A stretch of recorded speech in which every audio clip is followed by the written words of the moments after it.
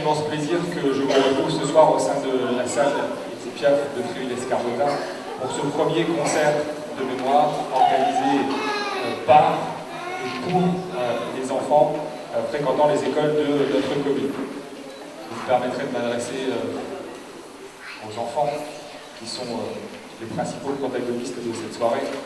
Vous le savez, chers enfants, vous êtes ce soir porteurs d'un flambeau, celui de l'espoir. L'espoir de vivre dans un monde meilleur, l'espoir de vivre dans un monde de paix, l'espoir de ne plus jamais avoir à vivre les souffrances, les douleurs et les atrocités d'un conflit mondial. Vous êtes également ce soir les acteurs et les passeurs de mémoire qui feront perdurer le souvenir de celles et ceux, civils ou militaires, qui ont perdu la vie durant la Première Guerre mondiale.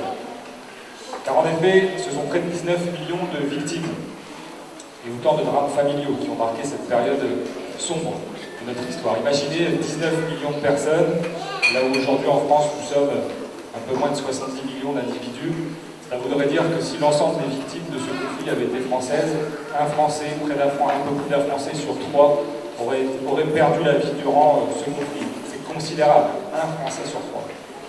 Ce soir, grâce à vous, grâce aux lectures, grâce aux chants, grâce à l'interprétation des morceaux de musique, c'est une partie de cette histoire que vous allez nous faire revivre. Alors, il n'est pas question ici de faire preuve de nostalgie de cette période sombre et douloureuse de notre histoire. Il s'agit plutôt de comprendre, d'apprendre, pour ne pas reproduire. Parce que, chers enfants, vous êtes tous des citoyens en devenir. C'est à vous qu'il appartiendra de construire le monde de demain d'ici quelques années. Et je vous souhaite qu'une seule chose, que ces moments passés à apprendre et comprendre cette guerre puissent vous permettre de vivre dans un monde de paix. Alors bien évidemment, cette manifestation qui s'inscrit dans le cadre des commémorations du centenaire de la Grande Guerre n'aurait pu avoir lieu sans le concours et le soutien de nos différents partenaires. Vous me permettrez donc d'adresser quelques remerciements. Et les premiers remerciements vont directement à vous, chers parents. Vous êtes venus nombreux ce soir chez nous au sein de cette salle Édith Piaf. Nous en sommes ravis. Vous avez su mettre de côté votre vie de famille, parfois pour certains mettre de côté des finales de football. Et je vous en remercie, ça montre l'attachement que vous portez, d'une part à l'éducation de vos enfants et d'autre part aux valeurs de notre République. Les deuxièmes personnes que je souhaiterais remercier sont vous les enfants, parce que vous aussi vous avez accepté de vous inscrire dans ce projet-là. Ce n'était pas obligatoire, il n'y avait pas d'obligation absolue, même si vos enseignants vous ont fortement encouragé. Donc je tiens véritablement à vous remercier. Vous êtes vous aussi les témoins de la volonté de défendre ces valeurs de la République, de passer cette histoire, d'être les gardiens de cette mémoire de l'ensemble des Français, mais également de l'ensemble de l'humanité. Je tiens bien évidemment aussi à remercier les enseignants, parce que les enseignants ont quand même travaillé d'arrache-pied pour apprendre les différents textes, les différents chants à l'ensemble de nos enfants qui participent ce soir à cette manifestation. L'école Marcel Pagnol, l'école Victoria Giraud, merci au directeur, à la directrice, aux enseignants qui ont participé à cet apprentissage et au concours de la bonne réussite de cette manifestation. J'aime bien évidemment vous remercier, vous, chers membres de l'Harmonie, équipés de jolies lumières qui donnent un effet très sympathique. Vous êtes inscrits très facilement dans cette manifestation, vous allez accompagner tout au long de la soirée vos enfants. Je tiens donc bien évidemment à vous remercier chaleureusement. Des remerciements également pour les associations d'anciens combattants, l'UNC, le Souvenir Français, les ACPG, CATM, qui se sont tout naturellement inscrits dans la démarche qui était initiée par la collectivité. L'ONAC, également, qui nous a apporté son concours financier, donc l'ONAC, l'Office national des anciens combattants. Merci à eux pour leur soutien. Il me reste ensuite l'ensemble des services de la mairie, les services événementiels, les services de communication, les services techniques qui ont tous collaboré pour faire en sorte que cette soirée soit une réussite. Et puis l'ensemble des partenaires privés qui ont également apporté un concours financier. Je ne les listerai pas, mais vous pouvez les retrouver de chaque côté de la salle. On va trouver la liste complète. Mesdames, Messieurs, Chers enfants, je vous souhaite de passer une agréable soirée. Puisse-t-elle être le symbole de l'attachement de nos jeunes générations au sacrifice de nos anciens. Puisse-t-elle être un message de paix adressé aux décideurs de ce monde par nos enfants. Mesdames, Messieurs, je vous remercie. Bon spectacle, bon concert.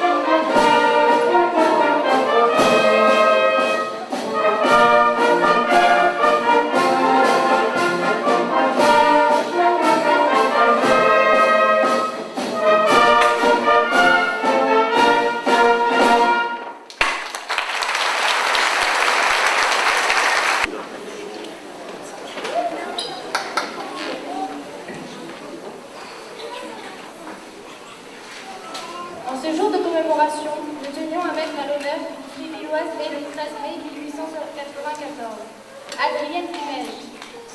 À l'aube du conflit, cette jeune fille vient juste d'obtenir son brevet supérieur d'institutrice à Amiens et n'a pas encore enseigné. Comme l'année précédente, elle est venue se reposer à Saint-Mervic pendant les vacances d'été. Les classes sont terminées. On prépare la distribution du prix. Avec la fille du maire, Marie-Thérèse Cordier, Adrienne et Marie profitent du beau temps pour se faire de longues promenades dans les champs. Les blés ont été coupés, mais non ramassés. Cependant, nous disent-elles, elles sont soucieuses. Les journaux évoquent de possibles conflits armés dans l'est de l'Europe. C'est très loin de la Picardie. Amis, on parle tout de même de mobilisation. Et puis c'est le coup de tonnerre. Le 1er août 1914, elle se trouve sur un chemin de terre non loin du village, lorsqu'à 5 heures du soir, les cloches de toutes les églises des villages se mettent à sonner longuement. La France vient de décider la mobilisation générale. On imagine l'effet qu'ont pu produire ces sonneries, se répercutant d'un bout à l'autre de l'horizon.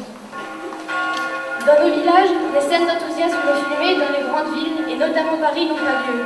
Répondre aux heures de mobilisation ne vient à personne l'idée de se dérober. C'est poser les outils, abandonner la moisson, quitter sa famille bien sûr, mais aussi les bêtes.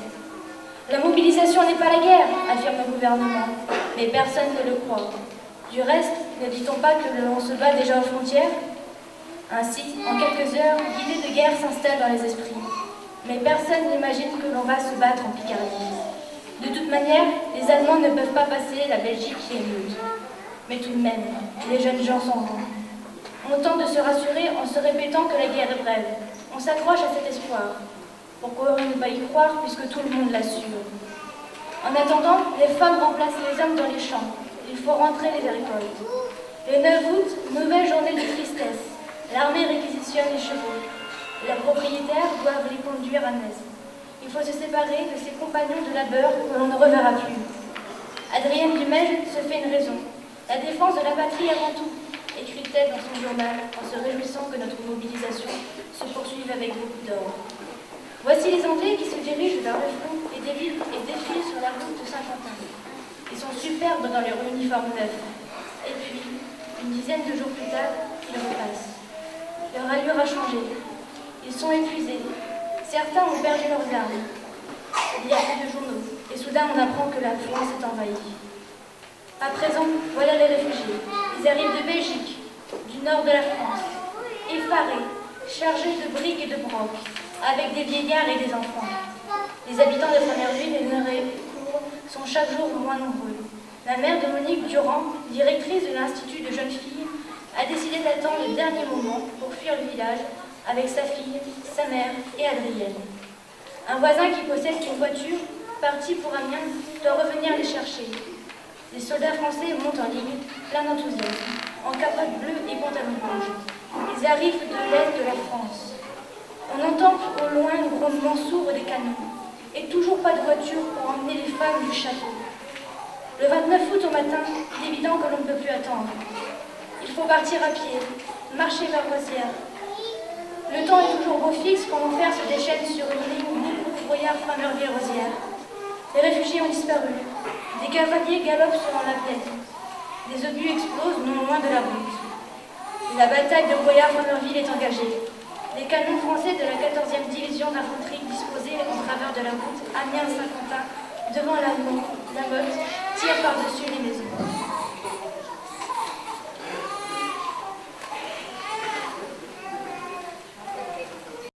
Adrienne et Monique, bien sûr, ne le savent pas.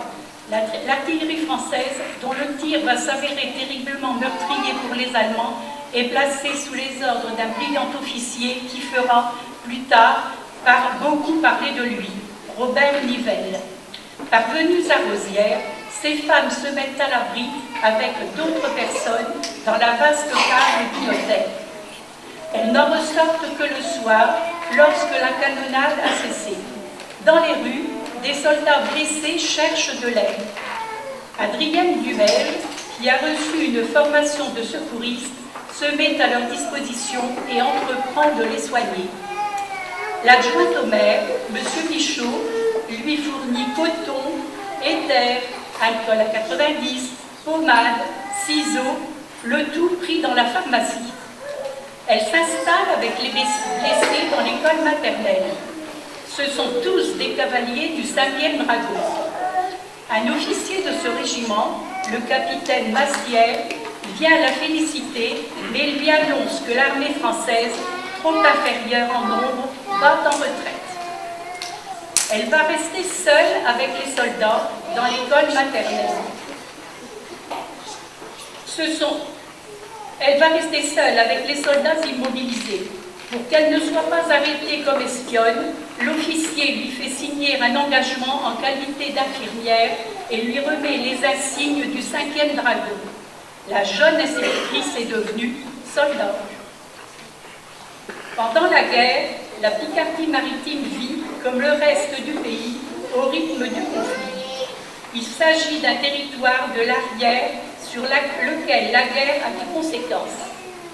Avec le départ des hommes au combat, les femmes doivent prendre leur place, notamment au champ.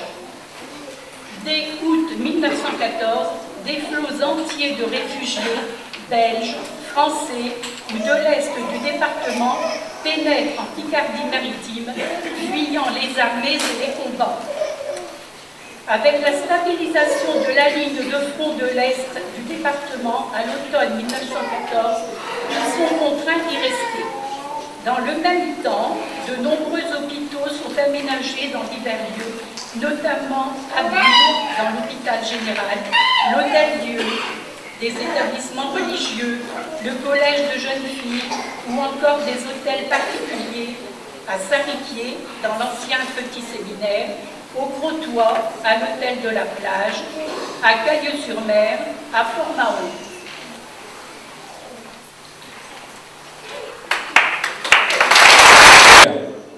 Alors, Monsieur Talon, au nom du conseil municipal de Fréville-Escarbotin, je tiens à vous remercier, à vous féliciter pour l'engagement de votre maman ainsi que la vôtre à défendre les valeurs de notre pays Votre maman a vécu des moments difficiles, on a eu l'occasion de le découvrir durant ces 2 lectures.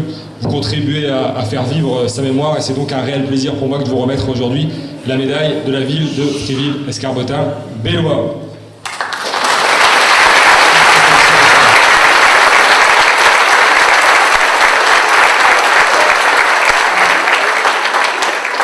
Je vous remercie, monsieur le maire. Je vous remercie pour cette remise. Mais cette remise, pour moi, ça n'est pas à moi, c'est à ma mère. Ma mère, Adrienne Dumège. Je rappelle que Adrienne Dumège a été la dernière femme, ancien combattant de la guerre de 14-18, homologue de Lazare Ponticelli. On ne parlait pas beaucoup des femmes. Elles étaient considérées comme des auxiliaires de l'armée. Or, avec mademoiselle Papillon, une deuxième femme qui était sur le front d'Orient, il y a eu 2 femmes qui ont eu des livrets militaires, qui sont d'ailleurs déposées au service historique de la Défense.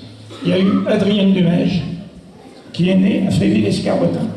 Et je tiens à rappeler que le lycée de Fréville-Escarbotin a remporté souvent le concours national de la résistance, où j'étais présent, moi, à la préfecture.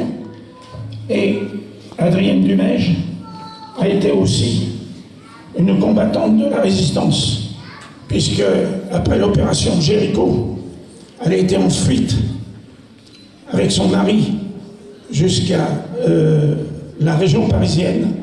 Elle a été cachée à Joinville-le-Pont. Personnellement, moi, on est venu me chercher au collège Montalembert, en douce, pour aller les rejoindre là-bas. Voilà. Et donc, dans le fond de sa propriété à Formant-en-Plage, se trouvait le monument interrégional Normandie-Picardie dédié à la résistance et à l'opération Jéricho, le bombardement de la prison d'Amiens pour libérer les agents alliés. Et c'est là qu'elle a fui avec son mari. Voilà. Je tenais à le préciser aussi, malgré qu'on est sur le centenaire, hein, bien sûr. Et merci à vous, on peut applaudir Michel Ferrand.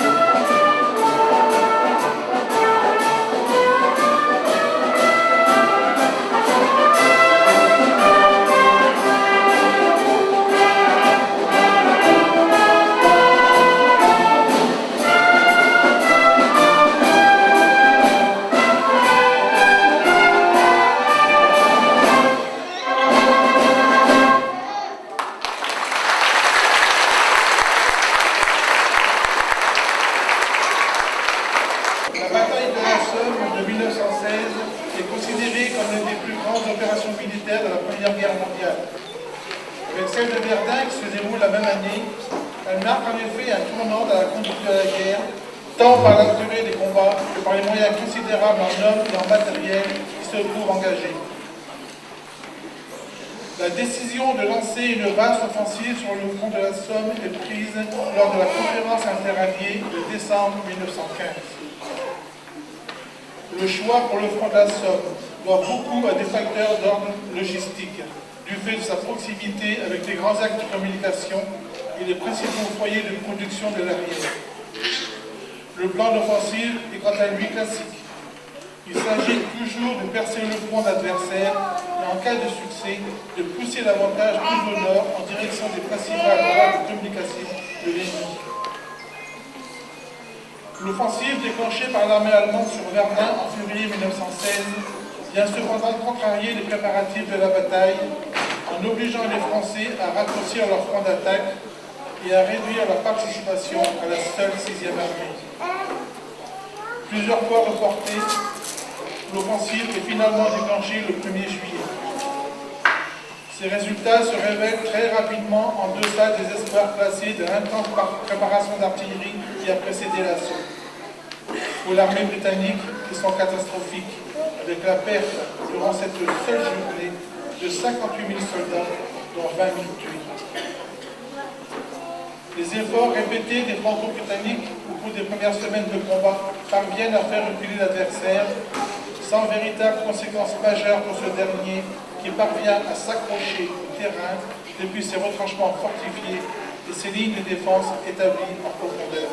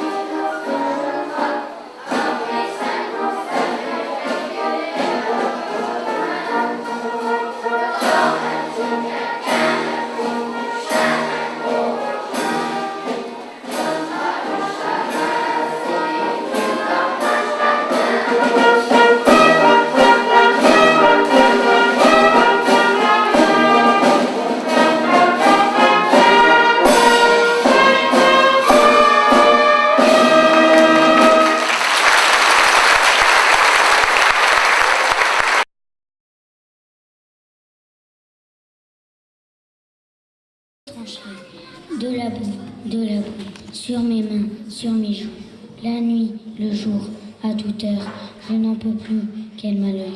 Tir d'obus, ou tir de canon, le gaz moutarde, notre démon. La nuit, le jour, à toute heure, je n'en peux plus, quel malheur. Manque de nourriture et d'hygiène, la mort quotidienne.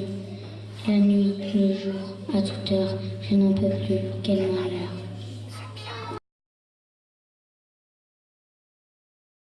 Enfant, à peine 18 ans, et te voilà parti.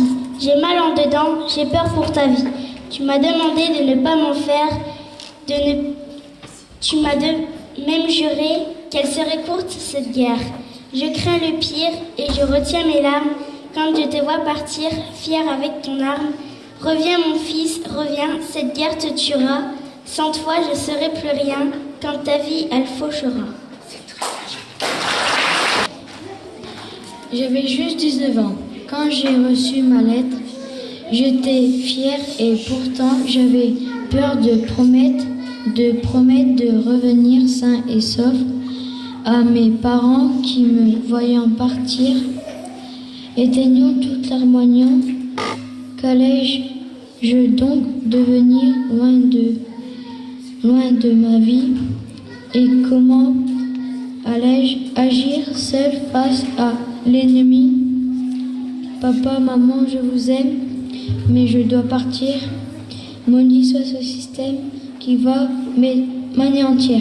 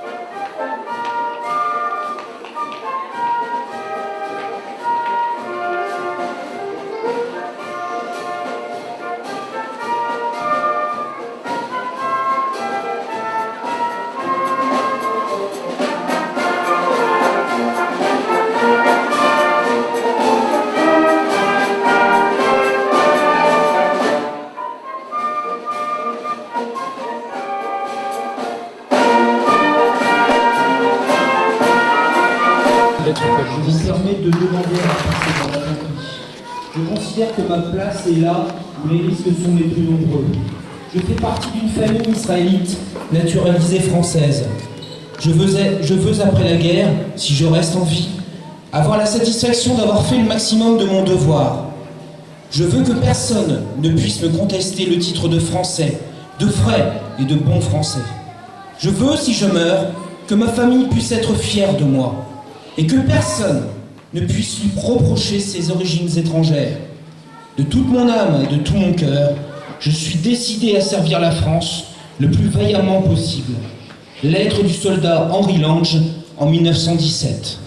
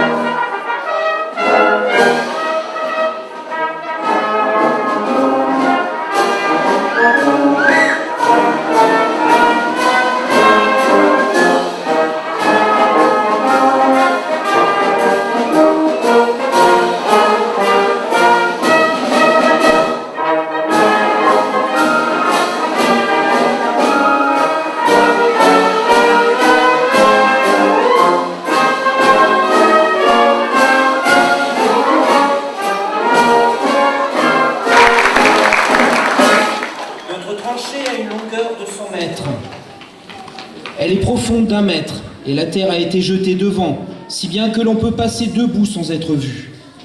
Elle est très étroite, et par endroits, on a creusé plus largement pour pouvoir se croiser quand on se rencontre. Dans le fond, on creuse de petites caves, où un homme peut se coucher pour se protéger des obus. Je viens de déjeuner, mais qu'est-ce qu'une demi-boule de pain pour une journée? J'en ai mangé la moitié et j'ai encore faim.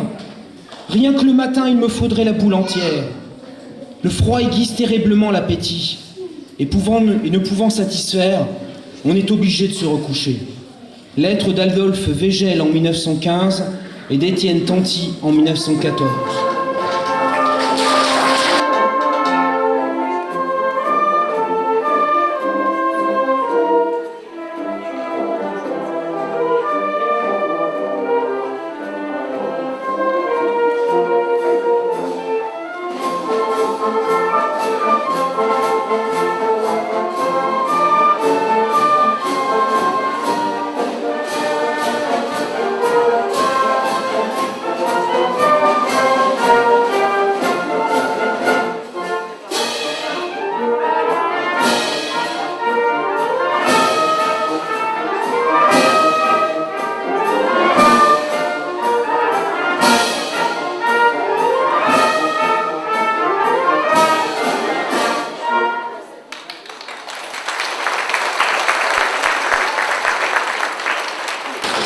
Voilà près d'un mois que je ne me suis ni déshabillé ni déchaussé. Je me suis lavé 2 fois, dans une fontaine et dans un ruisseau près d'un cheval mort. Je n'ai jamais approché un matelas. J'ai passé toutes mes nuits sur la terre. On dort un quart d'heure de temps en temps. On dort debout, à genoux, assis, accroupi et même couché. On dort le jour ou la nuit, à midi ou le soir. On dort sur les chemins, dans les taillis, dans les tranchées, dans les arbres, dans la boue. On dort même sous la fusillade. Le silence seul réveille. Lettre d'André Fribourg au journal L'Opinion en 1915.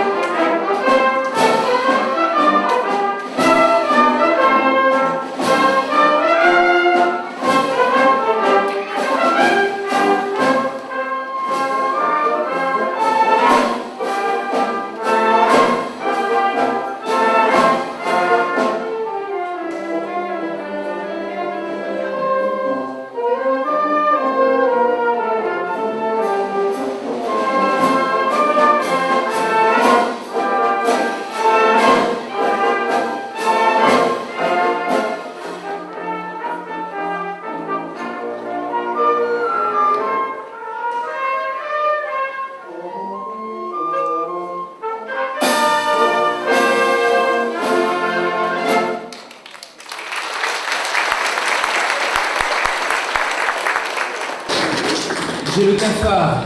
Voilà 6 mois que ça dure, 6 mois. Une demi-année qu'on traîne entre la vie et la mort. Cette misérable existence qui n'a plus rien d'humain. 6 mois sans espoir. Pourquoi tout ce massacre? Est-ce la peine de faire attendre la mort si longtemps à tant de milliers de malheureux, après les avoir privés de vie pendant des mois? Nous devenons des brutes. Je le sens chez les autres. Je le sens chez moi. Je deviens indifférent, sans goût, j'erre. Je ne sais quoi faire. Je ne peux savoir, tu ne peux savoir, ma mère aimée, ce que l'homme peut faire contre l'homme. Voilà 5 jours que mes souliers sont gras de cervelles humaines, que j'écrase des thorax, que je rencontre des entrailles. Les hommes mangent le peu qu'ils ont, à côté des cadavres. Le régiment a été héroïque. Nous n'avons plus d'officiers. Lettre d'Étienne Tanti en 1915 et d'Eugène Emmanuel Le Mercier à sa mère, le 22 février 1915.